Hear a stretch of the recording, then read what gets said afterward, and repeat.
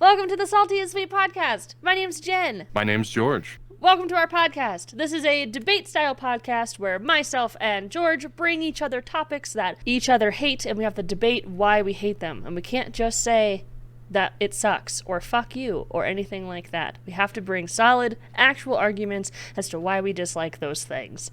So every podcast, I bring a topic, and George brings a topic, and we debate. But I have a coin flip for us to start to see who goes first. What do you call heads or tails? Tails. Never fails. All right. There it goes. Look at that. Tails. That means George starts. All right. Hello. My topic is something that I really enjoy. I think it's really interesting. It's really deep. But you don't like it. And that thing is Castlevania. Ah, Castlevania. Yeah. The show, not the games. I've only played one of the games. They're great. And I really, really enjoyed that. The games are Actually, great. no, I take it back. I've played 2 games. Mm-hmm. One was god-awful, and one was great. Yeah. And I believe that was Circle of the Moon and Lord of Shadows. And I won't elaborate because we're talking about the show. Got it. The show, Castlevania, I do not like it. One, primarily because of the gore, and I am notoriously not interested in gory things. I don't like, specifically the type of gore that I don't like is the gore that lingers when it's showing every detail of the murder or every detail of the pain or something that's happening, and you just get to watch, like, skin splitting and, blood gushing, but it's not off screen and it's not fading to black. That's what I don't like when it comes to gore. I'm not into that. Some people really are. But I feel like the show stops being about Dracula within the first few episodes. And that was the part of the story that I liked. So it made me disappointed because he was just kind of gone.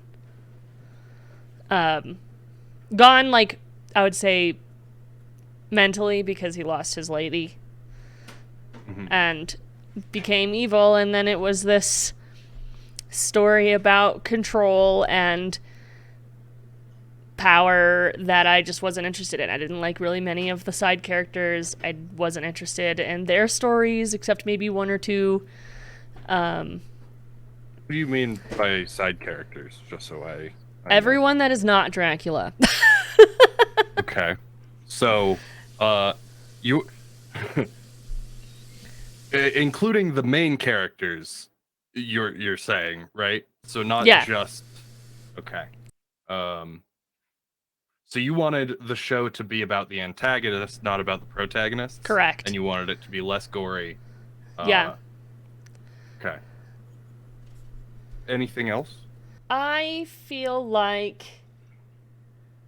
Alucard is not a good interpretation of the original character from the games, specifically.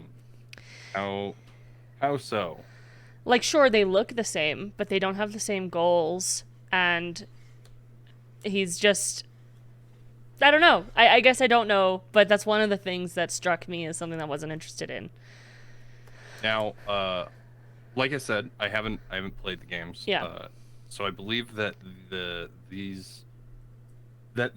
series is based off of Castlevania 3. I think so, which is something I didn't play. Night.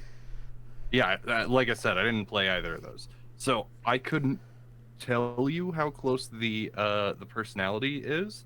I have seen like pictures, GIFs, if you will, on the internet of the way in which people communicate in that game. Yeah. It doesn't seem like it's central to gameplay a lot. Like, I know that there's conversation between like Trevor and Sypha and Alucard, but I just don't know like how much of that is like integral.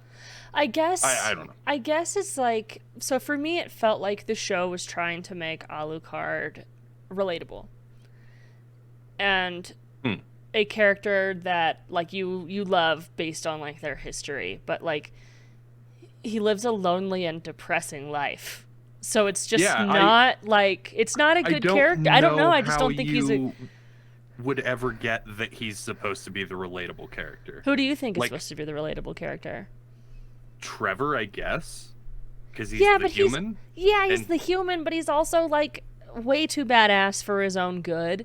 He's not that you relatable. just what? How does that change from Alucard? Like, why does Alucard get a pass on being a badass, but he's also relatable, being the what 10-year-old adult Yeah. who has magic powers? He's the relatable one, but because Trevor can kick somebody in the dick several times, Yeah. he's too badass. Not sure I follow your logic thread there, Jen, but please continue. More so, instead of being relatable, I should have said he was more true to the source content. He's not as true to the source content as he could be. And it seems that the writers tried to give him more of a personality that like really wasn't there in the experience. So it was like blindsiding Yes. and strange for me, and I just wasn't interested in him at all. I hated him, and he was there all the time. So There are so many things that I want to rebut in that. Mostly that it is an SNES game that is a platformer in which you unlock different like parts of Dracula's cat. So yes, making a TV show that is mostly talking with some action, they are going to have to make up some personality that wasn't there, because there wasn't a whole lot of personality in video games yeah, until relatively recently. I mean, I would say it became a trend like 20-ish years ago to start having more complex RPGs where you had like people with real personalities. I would say that you had some outliers. You had your like your Baldur's Gates, your Neverwinter Nights, mostly CRPGs, where people had personalities, and there was a lot of things like it was very text heavy type stuff. yeah, And that's true. then I would say that BioWare kind of went on, and they made Knights of the Old Republic, they made Jade Empire, they made Dragon Age, Mass Effect, like these games that had some very deep relationships between the main characters and the NPCs and whatnot. But my long story short is I don't know how much personality they could have put into a 16-bit game.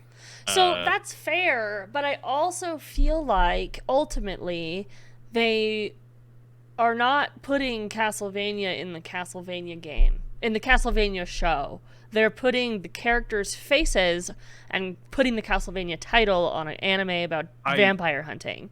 Could not disagree more. Really? There is no, like, I have no idea how you arrived at that. I think, I truly believe that you don't like the show because of the gore. Yeah, And 100%. you've distanced yourself from it for so long that your brain is kind of backfilling reasons not to like it. Because that is so far from anything that anyone, like even people who dislike the show, have mentioned that like it's good character writing. It's just I have heard people say that it's not necessarily true to form for Trevor and Sypha and but like you can't like how are you gonna make a show about people who probably collectively have less than 200 lines of dialogue throughout an entire game? Yeah. Like that's not a whole personality. That's not even a short story worth of dialogue. Like so much of that game exists as combat. Okay. It's you trying to hit a bat with a whip, and then you walk into a room, and then you hit the candelabra with the whip, and 14 zombies, and like... Yeah, okay, I understand where you're coming from with the platforming game being turned into a show where they have to add character design and character depth, essentially. But it's just that something about it mostly the gore, as I've said, makes me not like it. I think that the personalities are so like fleshed out and they're so very like real.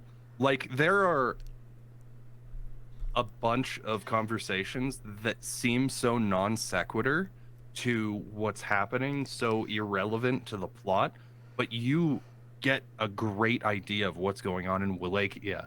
You have a great idea of what's going on, like kind of like background of politics and religion, which both uh, inform how the rest of the series is gonna be Yeah. because the church is such a central plot, and the first season is only 4 episodes, Mm-hmm. and you mentioned that Dracula's there and then he's gone, but I believe that the entire first episode is about Dracula and Lisa Tepesh. Which is what I liked, Um, and that's what I wanted more of. and then the next 3 episodes are about Trevor, Sypha, and Alucard, but he was mostly on the back end. Right. They go through the underworkings of the city after there's some issues with the church and whatnot, and we see kind of like the church's corruption Mm-hmm. and um, oh, it's just so good. There's so many like there's so much gray morality, and you have so many of these characters that have such strong want that are driving them, and See, each one but of them is like borderline obsessed with something, and that's typically like at that point of obsession, that's when the character stops being like morally good and they start to um just be willing to give up everything to mm-hmm. strive for their goal. And that's what we see Dracula do, and that's what we see basically all of our villains go on to do. Carmela is like that. Um, Mm-hmm. Saint Germain is kind of like that to an extent. And you didn't see the show. You didn't watch the final season. I believe you watched up till season 3, and then you're like, I don't actually like this. Mm-hmm. I said, oh, okay, we don't have to watch it.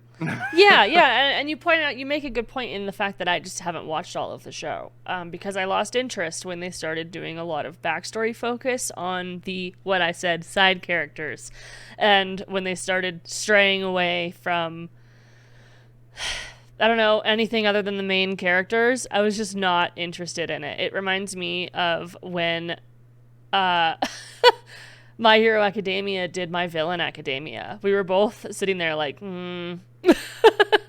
I disagree just because I feel like the side characters in Castlevania are so strong. yeah, And that's not to say that My Hero Academia doesn't have strong villains. sure. But my reasoning for wanting to like engage with the side character storylines in Castlevania is because I think I'm just so interested in everything in the Yeah. world, all the characters, all their reasons for existing. Like both of the Forge Masters were so fucking cool to me. I always wanted to know what they were up to. And but like My Hero is an anime, and animes like their time schedules are so like, or their release schedules are so weird for Mm-hmm. me, and they can sometimes be inconsistent. And like My Hero has years of backlog, and we're like 4 years back, I think, Mm-hmm. from the manga. So like it's very different. I just think those are two entirely different scenarios. Like I was expecting all of, what season are we on in My Hero? 7, 6? I don't know. Yeah. I don't know. 7. The entirety of 5 or 6. Like we got the Gentle Villain arc, and then the next season we go into My Villain Academia like basically instantly, and we don't see the main character for so long. And Castlevania, I never felt like Dracula was going to be the main character. Like I felt like that was all exposition. Yeah. And part of that is knowing that Dracula is the villain of the games. Like Mm-hmm. But I don't know. I guess it's the expectation that is set up by the show is very different. Like when I started watching My Hero Academia, I expected to watch a show about superpowered kids going to their superpowered high school, and um the scope of the show is changing. Castlevania, I never got that impression. It was a show that's about like monster hunting and vampire killing, and that's what I got the whole time. Yeah. I can understand There's that. some weird like hell stuff, and there's weird extraplanar stuff, with Saint Germain and all that. Mm-hmm. But it's just it wasn't. I don't know. It was what I expected it to be. The writing was some of the best writing that I've ever like seen, especially for um half hour like shows, and for having a 4 episode like first season. Yeah. That was so strong. Yeah. Like uh, when they're sitting in the tavern just having the conversation about fucking farm animals or whatever. I can't like it was like the show has so many bullshit conversations where you get such good insight into the characters on both sides. And it I love that. I love a show that the character writing is so good that you can just have extended conversational scenes where you like so much subtext is revealed, and so much character motivation is revealed. I don't know. It's Yeah. very interesting. I Um, so I feel like another point that I have of why I don't like Castlevania is Isaac, the character. I love Isaac. Isaac is now loved. I hate that. And it's not like Isaac in the show in general created wonderfully. An amazing character. You're like forced through storytelling to like him because he's gone through all of these horrible things and blah blah blah, but it's just not like in the games when I played it, Isaac was like my favorite villain. He's creepy and you're supposed to hate him. Like you do hate him because he's evil. And in the show, it really, really pulls the making, human out of this villain. And I normally enjoy when shows do that because they make you care about the villain's side. They make you question yourself when watching these characters do these evil things because they have these backstories and blah blah blah. But I just was really put off by Isaac's humanization, I guess, essentially. Like I was just put off by it. Ultimately, I do think Isaac in the show is a good character, but if I hadn't played the game, I think I would like him more than I do. um, like I said, I didn't play any game Yeah. that had him in it. So I don't know anything about that. Mm-hmm. But I thought that getting to see Hector and Isaac's humanization, um, and to see them go in like completely different directions, Mm-hmm. and to see Hector get like locked up by space on her name. It starts with an L. Mm-hmm. But one of the vampires, or Eleanor, Yeah. to have him to like see him be a pet to Eleanor, and Mm-hmm. to see like this interesting dynamic of like him falling in love with her, and is it Stockholm syndrome, is Right. it love, like what's going on, is he just being like is this subterfuge, like what is this? And then to like see Isaac, who had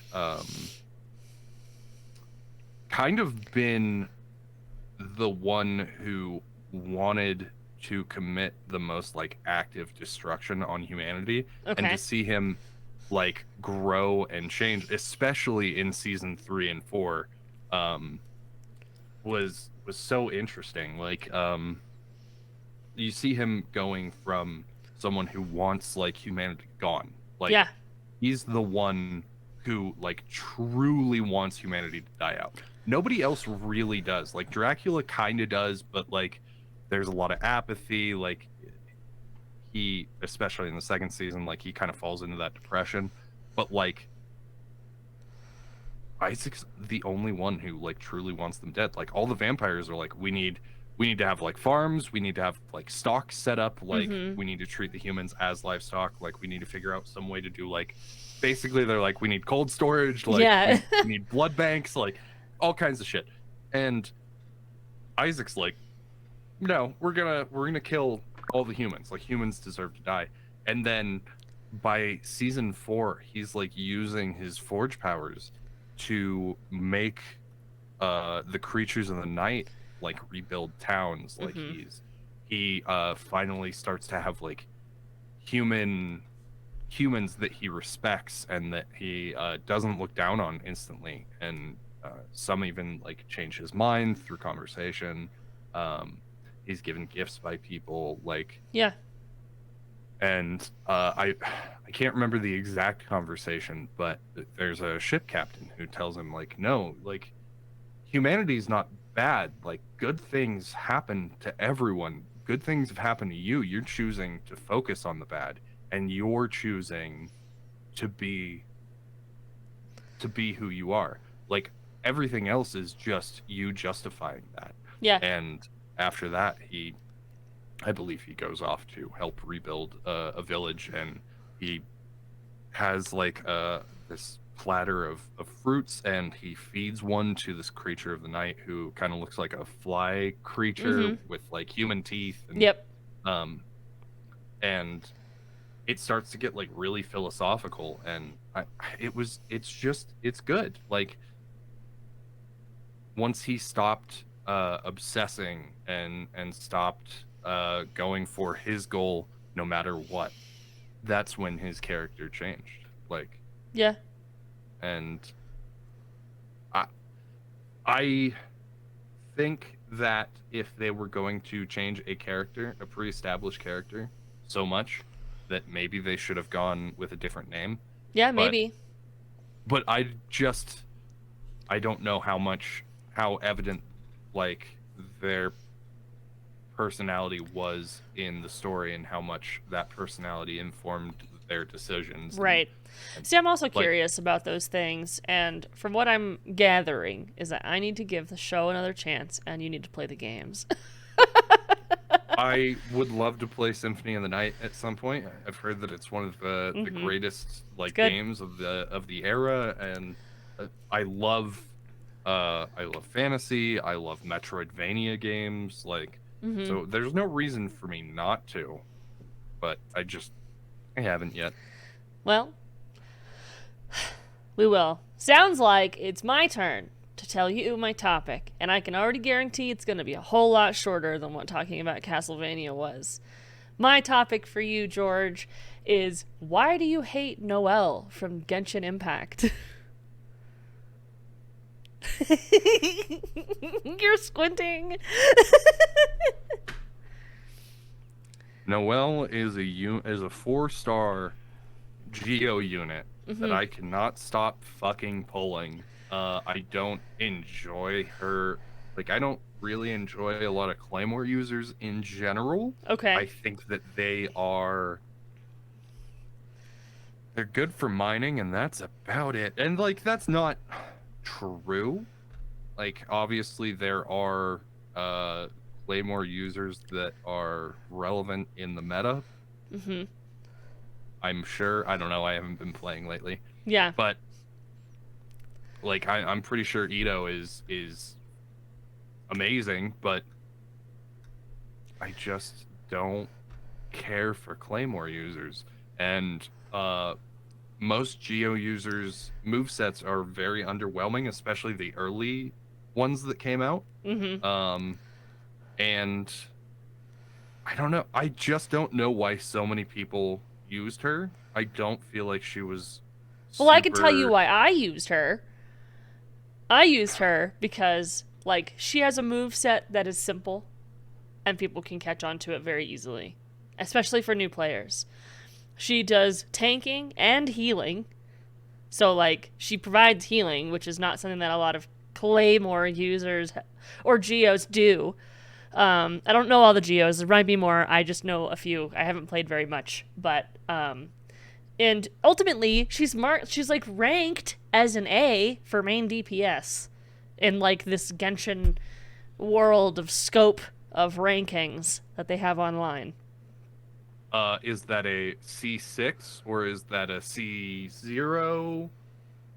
That's above my pay grade. Well, that is I don't know what that means. important constellations. So when you get Oh, duplicate right. of, Yes, you can upgrade them in general. But it just says I'm gonna go ahead and explain that to the people listening. Yeah. When you get duplicates of heroes or units in Genshin, you will unlock constellations, which further their abilities or their passives, and basically it makes them stronger. Okay.